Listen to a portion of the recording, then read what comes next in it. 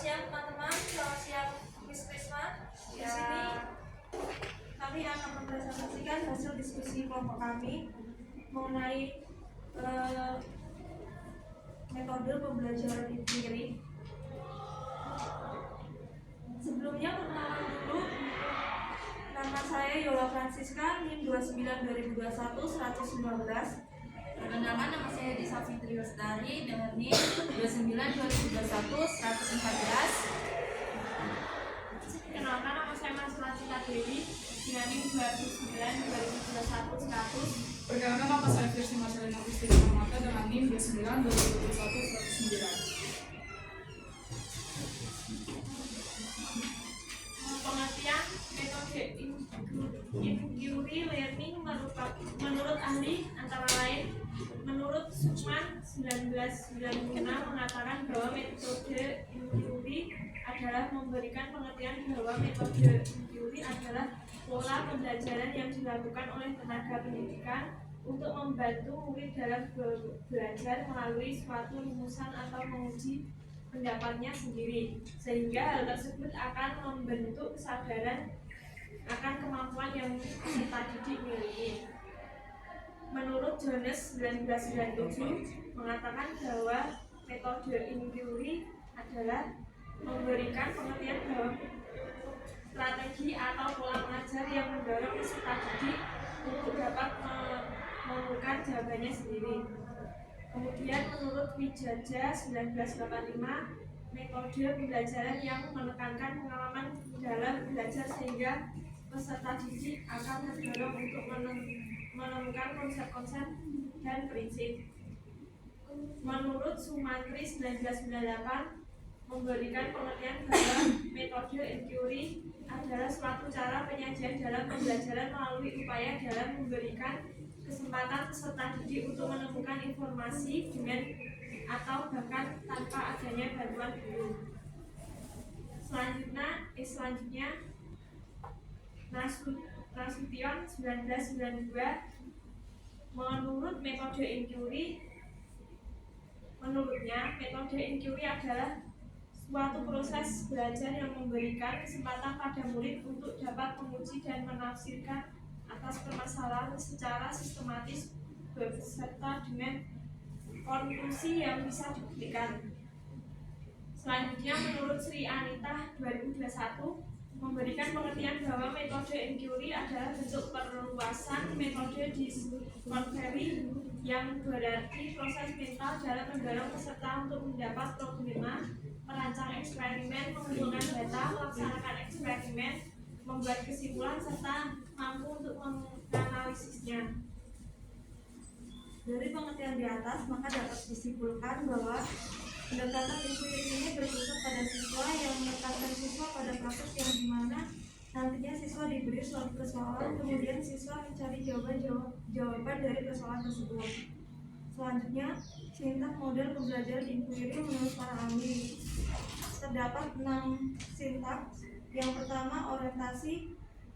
Pada tahap ini adalah tahap yang sangat penting di mana pada tahap ini guru dituntut untuk menciptakan suasana kondusif dan menyenangkan untuk belajar. Pada tahap ini guru dapat memberitahukan siswa mengenai yang pertama materi apa yang akan dipelajari, yang kedua apa tujuan yang akan dicapai.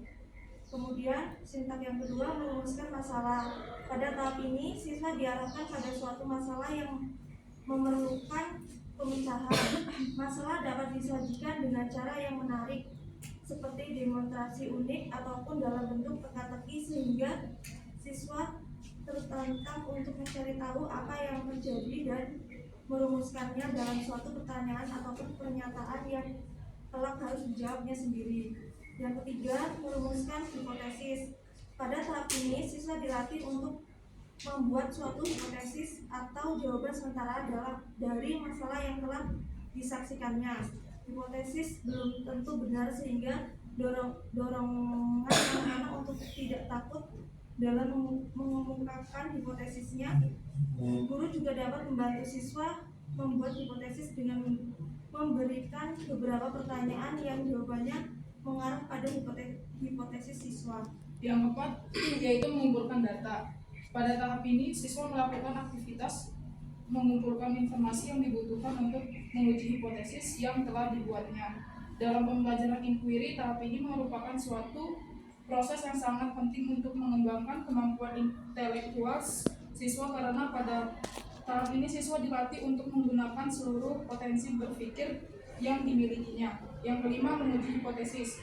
Langkah ini merupakan langkah yang melatih kemampuan rasional siswa di mana hipotesis yang telah dibuat kemudian diuji dengan cara dibandingkan dengan data yang ada lalu kemudian ditunjukkan. Pada tahap ini juga dilatih sikap jujur dan percaya diri pada siswa sehingga siswa dapat menguji hipotesisnya berdasarkan data dan fakta. Yang keenam, merumuskan kesimpulan. Pada langkah ini siswa dituntut untuk mendeskripsikan temuan yang telah diperoleh berdasarkan hasil pengujian hipotesis sehingga dapat mencapai kesimpulan yang akurat. Jadi dari kesimpulan di atas, sintak pembelajaran inquiry ini terdapat 6 sintak yang akan dilakukan dalam proses pembelajaran, yaitu yang pertama tahap orientasi, kemudian merumuskan masalah, merumuskan hipotesis, tahap pengumpulan data, kemudian menguji hipotesis, dan yang terakhir menarik kesimpulan. Contoh dari pembelajaran inquiry ini, dalam pembelajaran sejarah misalnya siswa diminta untuk menyelidiki penyebab dan dampak revolusi industri, maka mereka akan mencari informasi tentang perkembangan industri, faktor-faktor yang mempengaruhi revolusi industri, dan konsekuensi yang terjadi pada masyarakat.